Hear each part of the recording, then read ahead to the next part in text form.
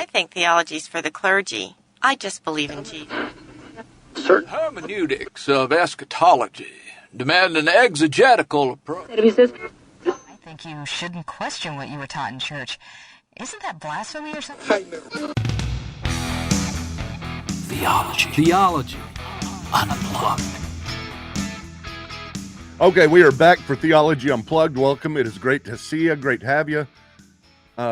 We are continuing with Ed, my buddy, talking about aliens. We went an hour last time. You got to listen to it. It's really great. It's a preamble to everything, and just trying to set us up to be able to talk about what on earth is going on, about UFO-logy, trying to understand what it is that we believe, how it is that we are to interact, how it is that we're to think about it, how it is that we're to tell other people about it whenever they ask these questions, and how it is that this fits into our theology. Because if something's happening, it fits some way. Okay, some truth is out there. There is truth out there that is objective truth. And then we try to subjectively mirror that objective truth the best we can with the sources that God has given to us. And so we're looking at this stuff, and I hope you're joining us and you're interested in this, because it is a theological issue. It is a theological claim. It is not just something that's going on out there that you can ignore. You can't ignore it, but it's just like ignoring technology. You know, you're putting your head in the sand, and you're not, as Ed told us last time, you are not exercising dominion that God gave us on this earth. And that's what we're trying to do. I mean, it's totally interesting to me. I try not to spend too much time on this stuff, but I probably spend too much. I do spend too much time on it, but it's interesting to me.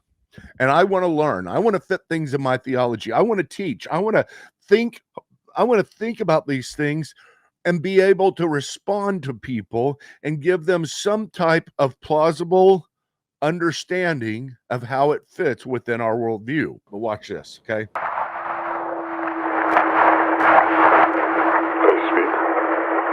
Wow, sir. Are you scared of me? Because you should be. Okay, so you say you're from the future and an evolutionary descendant of humans. You also say you're a different species. So, which one is it? Are you a descendant of humans or not?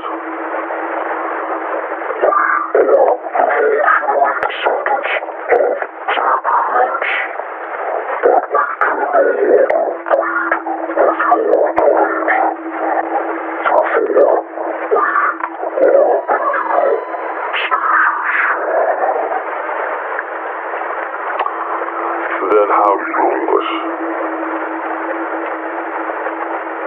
Answer me. If you don't answer, I'll administer another round of scopolamine until your system collapses. Do you understand? Now, how do you speak English?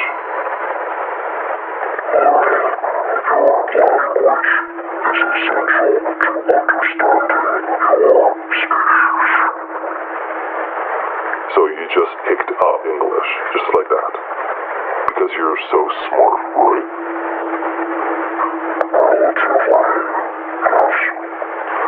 Right. So, you said you know the origin of the universe, but you did not provide an explanation. So I ask you again, how was the universe created?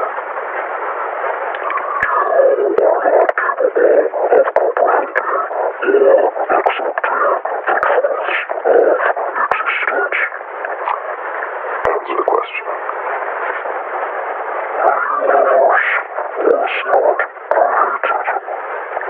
Really?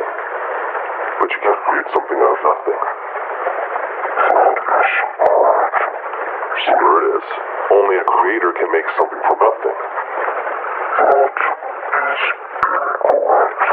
Wait, you just contradicted yourself.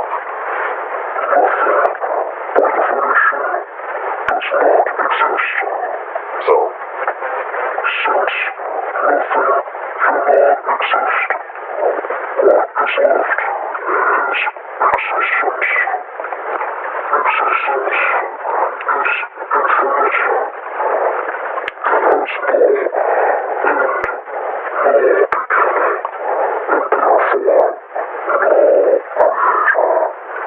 which is said there is an origin to the universe.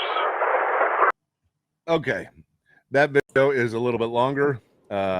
It goes on for a while, but I thought it was very interesting, Ed, because when we're talking about this stuff, it kind of represents the world, the fear that enters people, that somehow these people will have information, and if they're from another planet, if they're another species, if they've been able to travel here and they have the technology, and suddenly it like makes them legitimate to answer these questions, almost like you have died and you see somebody and you say, hey, what's it like in the afterlife? Or even talking to ghosts, a spiritualist.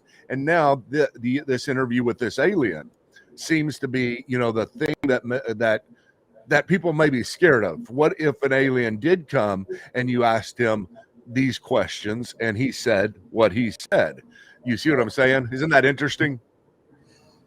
Well, I think it is. I think that it's just hard to get past that these are hoaxes.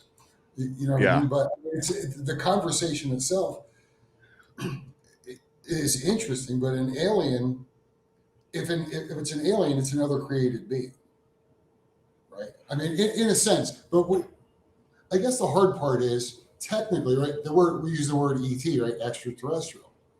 But aren't all spiritual beings extraterrestrial by definition?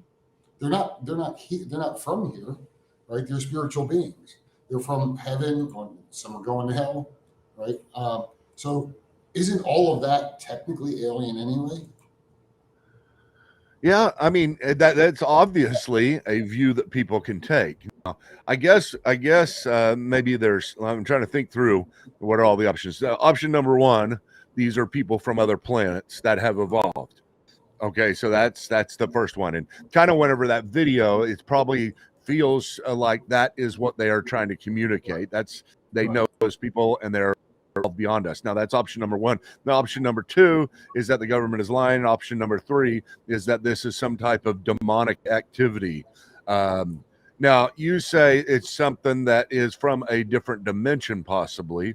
And whenever you say something from a different dimension, are you talking about demons? Are you talking about, what are you talking about there? I'm just talking about outside of our realm of vision, sight. Right? In other words, God has to be outside of the universe, right?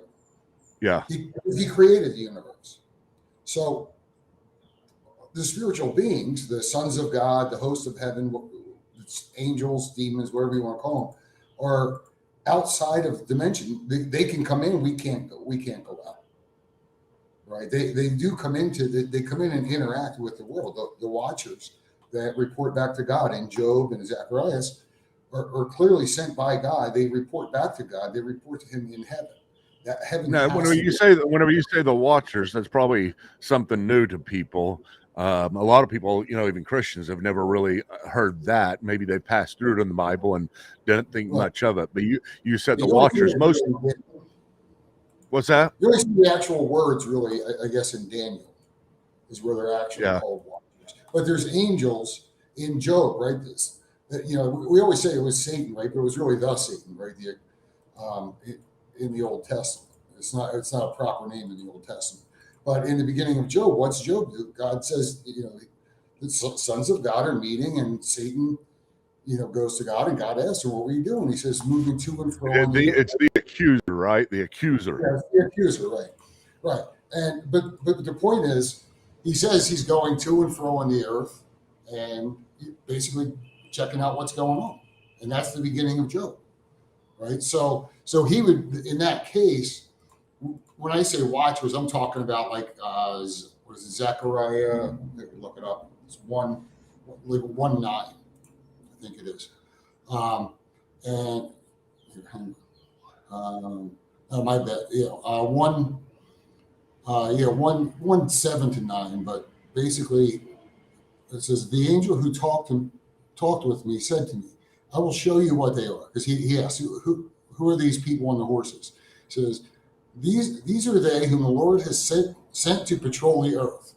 And they answered, the angel of the Lord who was standing among the myrtle trees, and said, "We have patrolled the earth, and behold, all the earth remains at rest." Okay, so they're reporting back and forth to God what's going on in the earth, and so that's who the watchers are. They're angels that report the goings on on earth back to God. What were you reading from? It's ESV, Zechariah, chapter 1, and I kind of read just the middle of verse 9 to 11. Okay. So that was in the Bible what you're talking about. Yeah. Now let me guide. Let me take you to a place. At least this is kind of my view. And we've talked about this over the phone or on text. We've gone back and forth, and this is kind of the main thing that I said. Let's wait until we get on our podcast to do this, because I want the conversation to be really the first time we've talked about it in this way since all this stuff has happened, and make it more unplugged at least. But okay, so here's my deal, Ed. I think you're going to agree with me. I think we're in the same place. I'm not positive, but I know we're close to the same place, but we're not. We may not be in the exact same place. But here's my thinking, because you like you said, you called them the Watchers. The Bible does. You talked about Satan being the name a noun of an accuser, the Satan. It just became, Satan after that. And, that may have been the same Satan. Who knows, right? Right. Yeah, we're not sure, but it could be.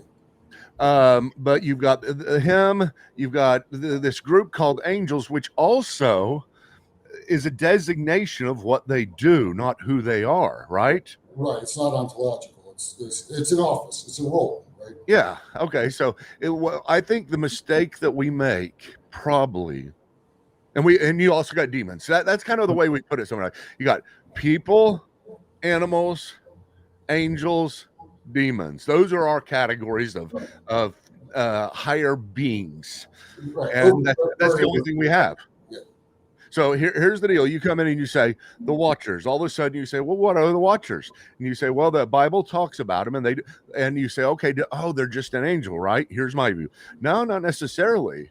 I mean, angel simply means messenger, and they may not be messenger, but angel is not a species. Okay, I'm starting with that, and I want to build on that. Angel is not a species. Demons may not be what we think they are. I'm going to let you break that one. Most people haven't heard this, but I think it's pretty legitimate. But I don't think demons are what we think they are. You're going to have to hang out to figure out what demons are. But they're not a species either.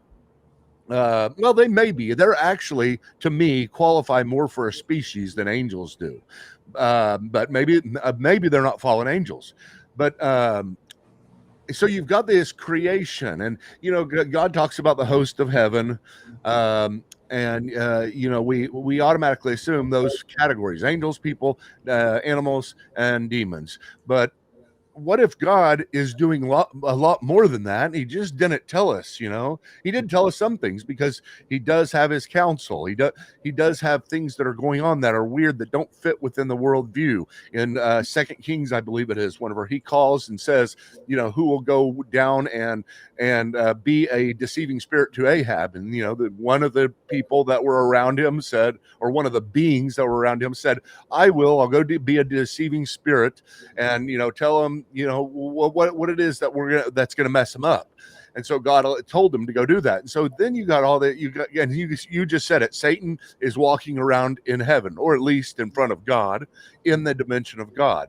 So you've got all these beings that are in heaven, not necessarily angels, but you got to say they are a creation of God, and God has done a lot more than we think he has. And so you've got this thing that opens up that God has created a lot more species, and maybe they're in heaven with him, but maybe they're somewhere else as well. I mean, somewhere in a different dimension. This is going to be the weird thing, Ed. Okay, let's mix the two. Let's say these are real aliens.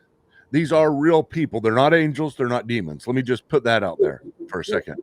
You know my view on ghosts. I think ghosts are real. I don't think they're all demons. I think some of them are, but I think a lot of them are actually just fallen or unredeemed souls of people waiting for judgment. But that's a different subject. We can talk about that sometime. But this is something that I've been thinking about recently, and I'm just playing with it.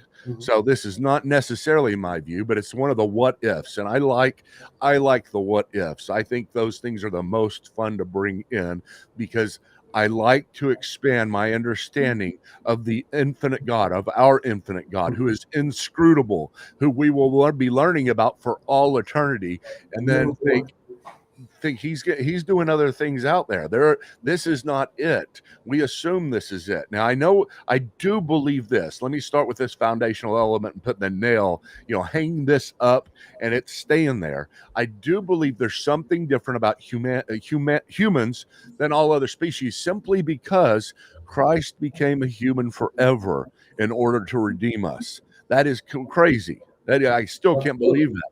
So it's amazing, and I think humans were creating. It's very good, and I assume, I'm not positive, I assume there's something really more in his image about us. I'm not trying to be arrogant. I'm not trying to say our humans are the best or racist or whatever you would call them.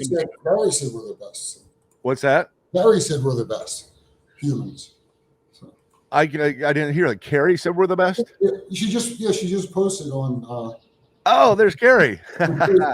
Yes, we're the best. I actually talking to Carrie about this just last night. But I think there's something special. So I'm hanging that up. But I don't know whether or not, let's say there's another dimension. And I don't even know how to define dimension. Okay. I'm just using that word, but it's something that is outside of the way we exist right now. Maybe parallel, maybe far away. I don't know. Dimensions don't need spatial categories.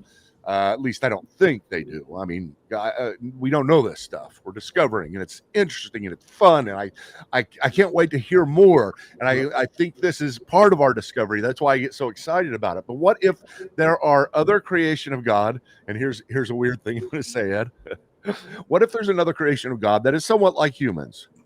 They look like the Greys, let's say, even though most of them say that. You didn't mention the Nordics, right?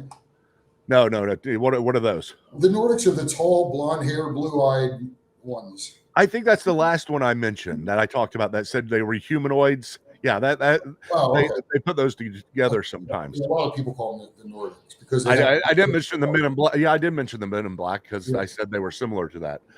But let's say that there are other species out there in different dimensions, and let's be really weird, okay? It's going to sound weird at first, but I do think there's no reason not to believe this, and I think you're going to agree. Okay. What if you got angels, that whatever species angels are, and they seem to be different species because I don't know if they procreate. I don't think they do, but they may have. I don't know. I mean, obviously, the angels came down and had sex with women, and I do take that view of Genesis chapter 6, and they actually produce, but we'll get to that in a little bit. I know Ed wants to get to that. But what if you have... real interesting on that, though, too. For the people who take the Sethite view and the verse they generally use. So we'll talk about that when we get to it. Yeah, good. So here I'm ending it right here. This is the end of my monologue, but I just want to present this. What if you have all of these other species that God created? He's doing stuff. He's not just with us. We're special, but whatever. And those things, those beings, even the angels, work kind of similar to we do. They exist in a time. They have existed for a certain amount of time. They are enjoying God and God's presence if they love God. However, God is dealing with them and their righteousness, he's dealing with it. That's for sure. I don't know how he is. They may be good ones. There may be bad ones, just like here on the earth. And what if they have, along with the angels, have technology and that's how they exist. I mean, we automatically think, oh, it's another being from heaven, so it can fly, it can go through walls, it can, we assume all this stuff that is just really odd, that it doesn't have to use other things. Whenever it travels, it can disappear and reappear somewhere else. Mhm. I don't think that this is necessarily true. I think that whenever you're talking about demons, whenever you're talking about angels, whenever you're talking about other beings, they follow the rules of physics. They have to. There is a rule of physics. I don't know what it's like. It's probably unless we similar to don't ours. understand, unless our laws of physics aren't fully fleshed out, and there's things that that they know that we don't know. And I'm not. Yeah. So Yeah, and so let's say they are advanced to such a degree that now they have figured out how to make a portal. I know it sounds weird, but let's just consider it. They make a portal and go through the portal, and then they're with us, and they are like, whoa, okay, there is another. They go back and tell all their scientists and everything, and then you have the laws or whatever that tell you can't go through the portal in this place, in this country, but in another country you can't, just like us. But the people, maybe they're rebelling, going through the portal, coming here, or maybe they are trying to help us. So you're saying they're illegal aliens, is what you're saying? What's that? You're saying they're illegal aliens? Oh, I'm just saying they're in rebellion from their society. Maybe their society has laws that say you cannot go through portals because, I mean, it's just like we would have laws if we discovered a time machine or something. You can't go to the time machine and mess up the past or something like that. But what I'm saying here is, why do we assume it's just these three species, and this is the way these other species are? Like angels don't have technology, don't need technology, don't enjoy technology. We're not put in control, in dominion over anything that they needed to advance. But isn't that part of God, part of the being like God? And aren't these people, don't we assume they are somewhat in the image of God, and therefore they would have technology? God wouldn't just give them all this information. And so you see where I'm going, Ed. I'm trying to open the door and say, maybe it's angels, maybe it's demons, but maybe it's another species that is an actual other species that has technology that is advanced to be able to figure out how to break the time barrier or make a portal. Right. What do you think of that? Well, again, to me, I think it's possible. Like I said in the very beginning, right? I think that God has the ability, certainly, to create other planets. If he created us, he created the universe, he can do whatever he wants, and he's certainly capable of doing. So my only thing is, like I said before, just seems like he would have let us know if it was even going to be possible for them to reach us. He doesn't have to let us know. I just think it adds a big level of confusion to us. If there's God has life on other planets, they can reach us, and he doesn't tell us about them. Do they have assembly lines for I think they do. They're just not made. They're probably in China, mostly, or the equivalent, right? But so I'm not opposed to. I'm not opposed to the idea that God, like the Bible is God's. The Bible's the revelation of God in our life, in our world, right? In this creation, God created the universe, but the Bible is about what's going on here. If there is another planet that has people on it that we would call aliens, and I was only kidding about the illegal aliens. I just thought it was kind of, anyway. But they probably have their own Bible, and maybe their Bible, right? So I'm going along your line, right? So in that scenario, maybe they know, hey, I've created people over here, and here's how you can get to them. I have no idea, but it's speculation. I don't think it changes anything. I just feel like it's odd if God didn't let us know. Yeah, I do too. I totally agree. It could be a great perception. It is odd. It is odd, and that's one of the things that hangs up a little bit on me. But at the same time, I'm always like, well, He doesn't have to, I'm not saying I take this view, but I'm completely with you on this and the idea that it just doesn't seem like it. Right. And I think that's fine to think that, but I think it's important for us to open our mind. Carrie says, do they have assembly lines for interdimensional vehicles? I think they do. No, I don't say I think they do. I think it's absolutely possible. Now, and then she also asked, do they have vehicles somewhere? Do they have build that extra dimensional wall? That's something different. But listen, this is in Ezekiel chapter 1. Ezekiel sees God. This is the time whenever God comes to him. And you know that whenever people see ghosts, whenever people see these vehicles, it seems to be there's very common things that happen. One of them obviously is light, right? Mhm. And then another one is very odd descriptions. We call them cigars. What else do we call them? We call them cigars, and what else? Tic Tacs, right? Tic Tacs. Tic Tacs. So, I mean, I saw a Tic Tac in the sky. I saw a cigar in the sky because that's all we see. We don't know what else to call them. We can't call them a Chevrolet Camaro, which that'd be awesome if they have a Chevrolet Camaro that can fly. I'll get one someday. But we don't call them something because we don't know what they are. Now, Ezekiel is sitting here. And there's other common things. You got cold. People get cold even whenever they see Bigfoot. There's all the same types of stuff happen.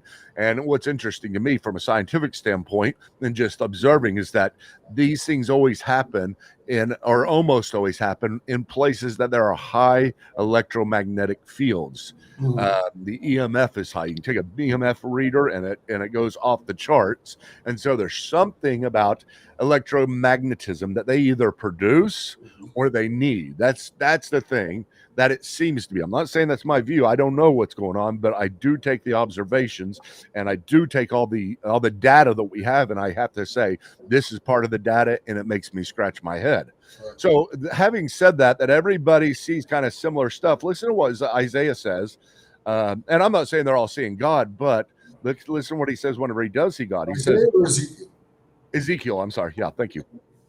Says, I looked and saw a windstorm coming from the north. This is chapter 1, verse 4. There was a big cloud with lightning from it and a bright light around it. So he's describing the best he can what he saw. Okay, just imagine this in your mind. Inside the fire was something like shining brass, and the fire was what looked like 4 living creatures. They looked like men, but each one of them had 4 faces and 4 wings. No legs were straight, and their feet were like those of a calf.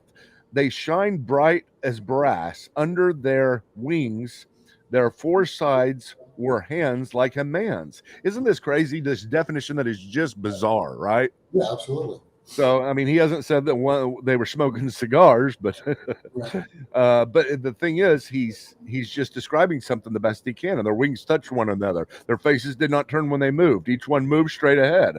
As for their faces, they looked like each one 4 faces of a man, a face of a lion, a face of on the right side, a face of a bull on the left side, a face of an eagle.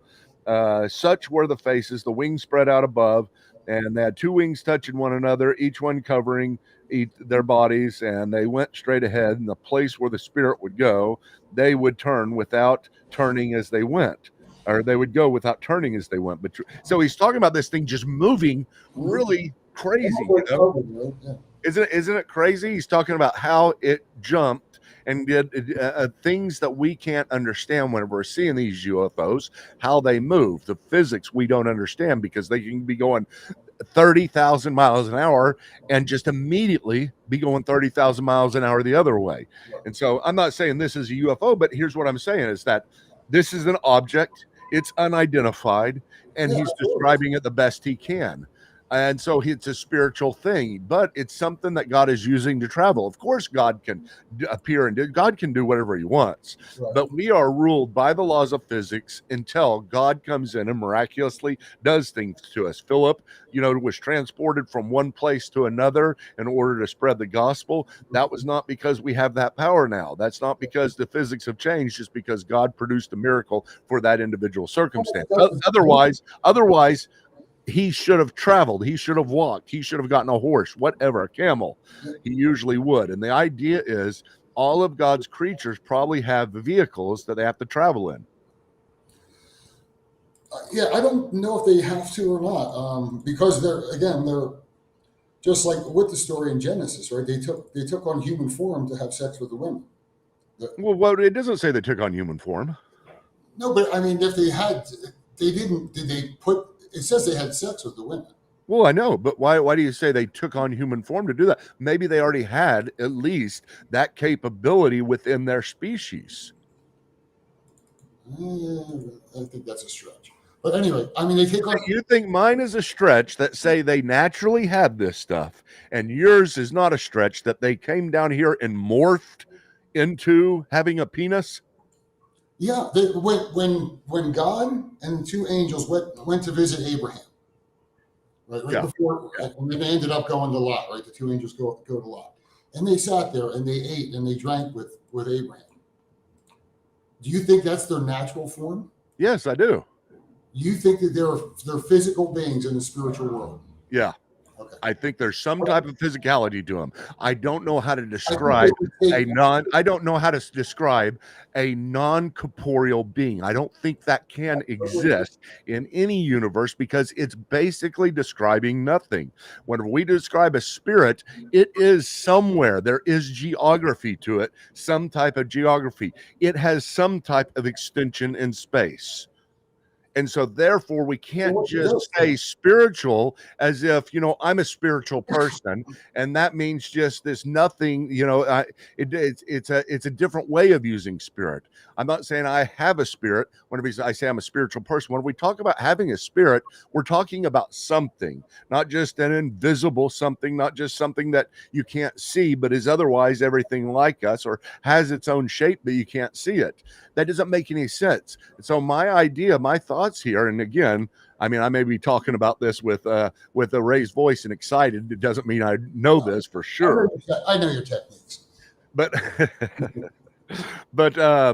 okay, so yeah, I do believe that they probably had. I do believe they probably had a penis. I do believe that they probably had a sex drive because they looked down and they saw the daughters of men were beautiful. What does that mean? They lusted after them. And it's not like they produced that lust right there just to sin against God. I think they were tempted. There was a real temptation because they had the faculties to do that. Yeah, I definitely think they were tempted. Well, what about Jude? Right, we know that Jude is referring back to the Genesis 6 story, right? Now let's see here. Jude 6, chapter 1, obviously there's only one chapter. And the angels who did not stay within their own position of authority, but left their proper dwelling, he is kept in eternal chains under gloomy darkness till the judgment of the great day. So Jude, he mentions that, but where does he get that from? Where does Peter get that from? They both get it from First Enoch, because First Enoch gives a lot of detail, a ton of detail about what happened. Right? Yeah, Enoch, folks, is a apocryphal work. That simply means that all the apocrypha is that which was created, and when we're talking about the Old Testament apocrypha, which just means veiled. But the apocrypha is that which was written in between the Old Testament and the New Testament. It's sometimes called the Greek canon, and the Greek canon has a lot of things in it. And the Book of Enoch is one of those. And the Book of Enoch, you got First Maccabees and the Book of Enoch. There's a couple more, but they were all very well respected books. The Book of Enoch is an important book for, I believe it's very important for Christians to read. Just like I say, I think it's important to read the early church fathers, or it's important to read St. Augustine or Calvin, whatever it is. It's like that. I'm not saying it's inspired, but I am saying that it presents a view that seems to be, just like Ed is saying here, seems to be affirmed in the New Testament. That's not the only place. There's a couple of places where Enoch is referred to, and we at least know this, that whenever Jesus was here on the earth, he knew about Enoch. He knew about the traditions that Enoch wrote about and what was going on. I'm not saying Enoch wrote it. I don't know who wrote it. I think it's just the traditions of Enoch, but at the same time, that's the reason why he's quoting it, because not because we believe it's inspired, but because we believe it is it has truth to it. We're not sure how much, but it seems to have enough truth, at least, for the apostles and Jesus to have believed the traditions of it. Okay, Right. sorry, long thing. No, it's good though, because and then Carrie just said Christ makes reference to it, and Jude directly quotes it in whatever a couple verses later. He quotes Enoch, I believe it's 1:9, but yeah, there's the ancient Jews. This is the stuff they read, right? They read this stuff. They had the Torah, right? They had some people. There was some people had the scrolls, right? And they would go, and the priests would read the scrolls. But this other literature was read by people and understood. And so when you go back to bibliology and you talk about authorial intent, right, and who the original audience was, a lot of things that seem so confusing to us is because the author's making a statement that he expected the audience to already know what he's talking about. We today, especially because Enoch got pushed aside along with all the other apocryphal books, we don't know a lot of the references because we don't read that literature. Mm-hmm. So if you do read that literature, it opens up more things because now you're thinking more like the person that the scripture was actually written to. I think you're absolutely right. And you're talking about I'm not saying well, you're talking about basic hermeneutics, really. You know, yeah. It's just how to study the Bible. It's very, very important. It's trying to understand the background. But okay, so Enoch talks about this stuff, and okay, so yes, Jude quotes Enoch. I believe that, you know, of course, I believe Jude, and so it makes me respect Enoch. And so, but there's nothing in Enoch that tells me that they are non-physical or don't have extension in space, at least. Okay, hang on a second. Let me. There is something. So let's go to first of all with the Sethite view. I don't know if Carrie's serious or not, but anyway. Yeah, so Carrie's serious. She does. Carrie does believe in the Sethite view. Okay. So here's a question that may fit in. Let's see here. What if Chip says, what if God is revealing new truths? His revelations are not complete after all, are they? Well, of course not. But the revelation of salvation, the soteriological history that was canonized and we hold to be dogma is completed. And so that purpose is completed, but absolutely not is his revelation completed. You're exactly right. So good statement. I threw in there. I wanted to get Chip sometime. So yes, go ahead. It's great to see Chip back on here. It is funny to have a couple of the original TTPers here. 18 years later or 20 years, whatever. So anyway, let me open up something. Oh, I want to just go with this one thing though about not about Enoch necessarily, but about the different view, right? The different view of Genesis 6:1-4. So you're running away from my statement about the angels having penises. I'm just making that clear to the audience. Okay, I know, but that's just look real quick. Okay. So, where are we going?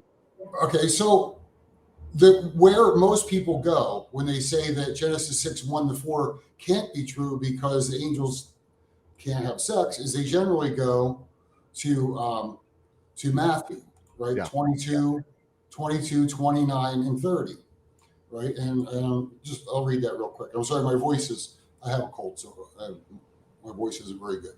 It says, but Jesus answered them, you are wrong. Wait. What's this passage again? Say one more time. Matthew 22, 29, and 30. Okay, thanks. Sorry. Okay. So it says, but Jesus answered them, you are wrong because you know neither the scriptures nor the power of God. For in the resurrection, they neither marry or neither marry, nor are given in marriage, but are like angels in heaven. That's the verse. So if you're trying to deny Genesis 6:1-4 is really about the fallen angels having sex with women. Would you agree with that or not? I would say that that's about fallen angels not marrying women in the context of what the question was. The question has to do with the Mosaic law, you know, where you take a brother's wife if he dies so that you can take care of her. And the idea was more responsibility. I don't think they were saying which one is he going to have sex with in heaven, or, you know, he had sex with this girl, and this girl. I don't think that was the theme, and I don't think it's necessarily implied either. Because I would say that if they're like the angels, that does not mean they don't have sex. It means they don't marry. So you think they do have sex in heaven? Well, I think yes. Here's what I'd say. I think they have sexual drives, whatever this species was. I don't know about other species. Okay. There could be lots of species that don't, but I think this particular species that fell in Genesis chapter 6 did have a sex drive, and they, in that sense, in some sense, from their perspective, they committed bestiality. And it was odd too. I don't think they produced the power to have sperm that would coincide with that would work. I think they probably already had this stuff, and for some reason it did work. Now, of course, I could be wrong about this stuff, but my thing is to you and everybody else: why would my view not be considered just as much as anybody else's? Okay, can I finish this? No. So, where I'm going to get to it in a second. I'm trying to. All right. So in the verse, right, in 29, Jesus says, "You are wrong because you know neither the scriptures nor the power of God." So he says you don't know the scripture. Then in 30, he says, "For in the resurrection they neither marry nor are given in marriage, but are like the angels in heaven." The question is, where in scripture is verse 30? Now, okay, wait. Let me go to it real quick. Okay. At the resurrection, people will neither marry nor be given in marriage. They will be like the angels in heaven. Now, wait a minute. I don't understand what you just asked. You just asked, where in scripture is this particular scripture I just read? Right. And I'm like, it's right there. No. I know. I said besides that verse. Because in 29, Jesus says you're wrong because you know neither the scriptures nor the power of God. So he's saying, you guys don't know the scripture. That's why you're making this mistake. They're not going to get married. Okay, Ed, that is really cool. I never really thought about that. Okay, that is true. That's true. And now I want to hear what you have to say. Where in scripture? Do you have an answer to that? I do. Otherwise, I brought it up. Give it to me. It's not in the canon, but it's in the ancient writings. Okay. Well, I understand that, but go ahead with this. First Enoch 15, verse 5 to 7. Therefore, he's talking to the angels. He's replying to Enoch, who has the angels that were locked up are asking Enoch to go and petition God for him. Okay, in this chapter. So therefore, have I given them wives? He's talking about the people. I've given them wives also that they might impregnate them and beget children by them, that thus nothing might be wanting to them on earth. But you were formerly spiritual, living the eternal life and immortal for all generations of the world. Therefore, I have not appointed wives for you. For as for the spiritual ones of heaven, in heaven is their dwelling. Right? And then he goes on and talks about, and now the giants who were produced from the spirits and flesh, shall be called evil spirits upon the earth. That's where demons come from, according to Enoch. Specifically demons.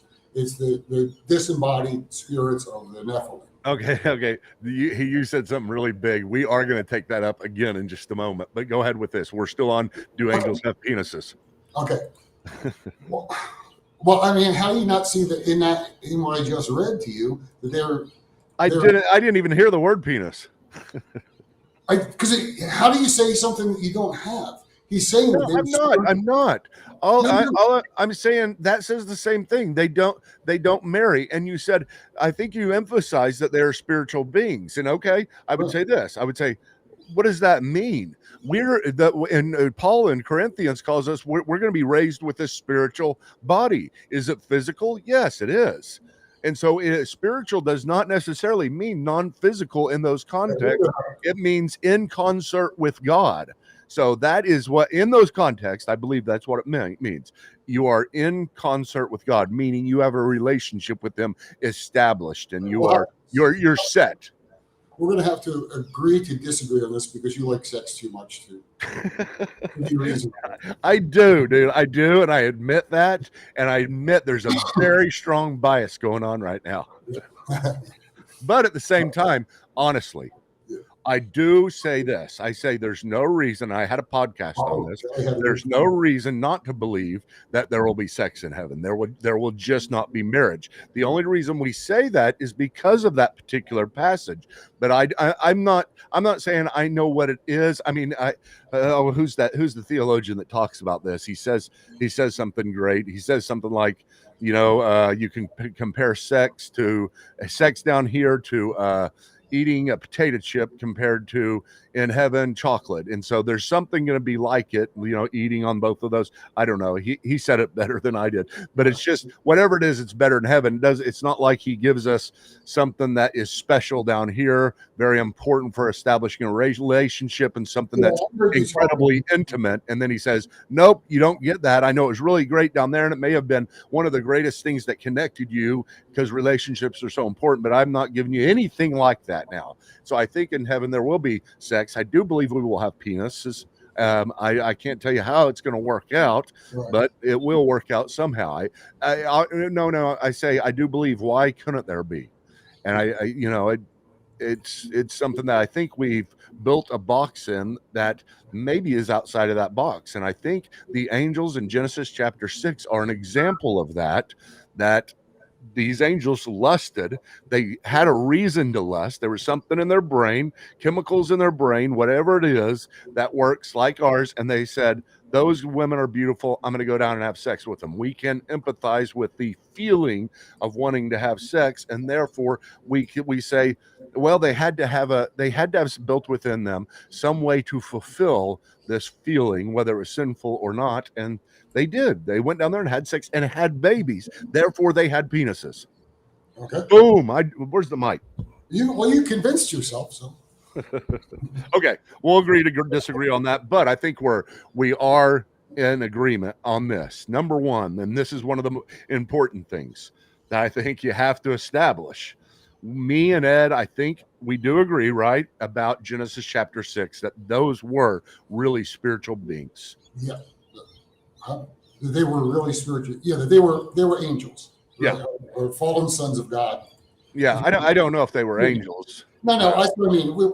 Generically speaking. We put them in that category, and it's fine too sometimes. But please understand, in this particular podcast, I've been separating some of those things out, and so when we hear that, well, I may accidentally say they're angels, but I didn't mean that. I'm not sure whether they were angels, and that's kind of what Ed's doing the same thing. Yeah, I would say sons of God, right? Yeah, me too. Says, right, and so that would be in the hierarchy. But they weren't humans, right? No, they're not. They're definitely not humans. Okay, let's talk about that for a minute, because I think this is going to lead us. We're talking about aliens here, folks. We're talking about UFOs, but we're building towards something important. When you talk about aliens, right, you also have to think about, what about all the alien abductions? Yes, very much. And how does that fit with Genesis 6? Isn't it crazy? I mean, we're sitting here talking about alien abductions with a straight face. Yeah. I'm serious. I have a straight face right now, folks. And it's something that if you deny these things right now, or if you accept these things right now, no matter what, you're going to be called something crazy. So we don't have a choice but to be crazy anymore. You can stick your head in the sand again, but that's not what we do as children of God, as people who are in dominion over the earth, as people who are fulfilling God's will. We want to discover, but okay, so angels came down, had sex with humans, and now here's the deal, Ed, is that I think that, and I think you're with me again, I think that the Nephilim, and what is it, the Raphaim? Yeah, Nephilim, Raphaim. Yeah, both of those mentioned in the Bible. Those were they were the children of this union, of this from an angelic standpoint, bestiality, crossing of species that was not supposed to happen. And I do believe that they were giants. Yeah. I can't tell you how tall they were, but I think they were a lot taller than 9 feet, because it seems to be said in certain ways that they were. But and then you go to the Book of Enoch, and you read through the Book of Enoch, and then the Book of the Giants, and these books tell us a whole lot about these species, and it forms, as Ed said earlier, the background information to Christ and the apostles. And I'm not saying they believed all of it, but we know they read it, and we know they seem to generally accept the assumptions of the Book of Enoch.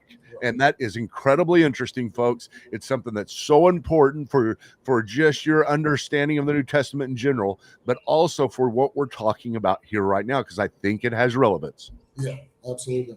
Yo, Absolutely. you do. Oh yeah, it definitely does. That's why I brought it up, and because it's the idea of the Nephilum. Sorry, my cat just jumped in my window. The idea of the Nephilum being, they're separate. So let me go back to the idea of the sons of God, right? That is it. And if it was on Ancient Aliens or whatever, right, they would call that an abduction. Okay, Alien, wait. We've gone 2 hours. We need to take a break again. Is that okay? Hey, listen, is it okay if we pick that up? Because the Nephilim is a great place to start. Yeah, that's fine. Okay, you're fine to stay. Yeah, my wife went to Honduras with my son, so it's just okay. Good. I didn't know it was going to go this long. I expected maybe 30 minutes, but like I said, we can keep on going forever. Okay, hold on. All right, we're going to take. No, that's not what I want to say. Listen, folks, we need to stop here. It doesn't mean we're stopping for good.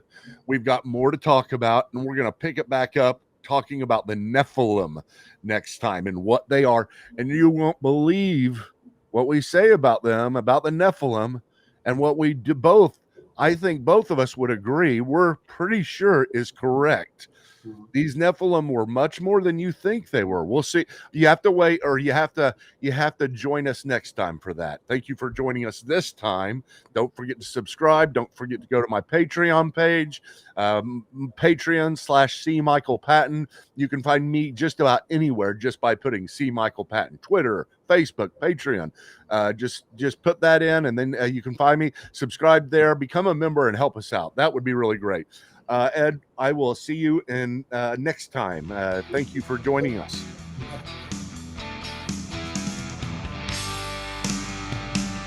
Theology